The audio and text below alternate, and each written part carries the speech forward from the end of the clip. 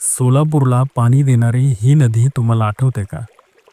जी रोज वाहते, पण आपण तिला विसरलो. ही आहे सोलापूरची अनटोल नदी, अदिला नदी.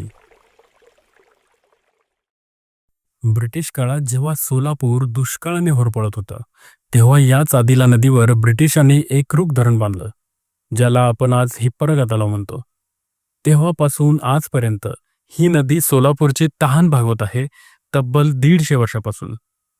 पण आज आपणच तिला विसरलो. वाढत्या शहरीकरणामुळे नदीचा प्रवाह कमी झाला, अतिक्रमण वाढलं, शहराचं सांडपाणी तिच्या पाण्यात मिसळलं आणि ती नदी जी शहराला जगवत होती तिचं नाव लोकांनी नालं ठेवलं. पण ती अजूनही सगळं सहन करत वाहतच आहे.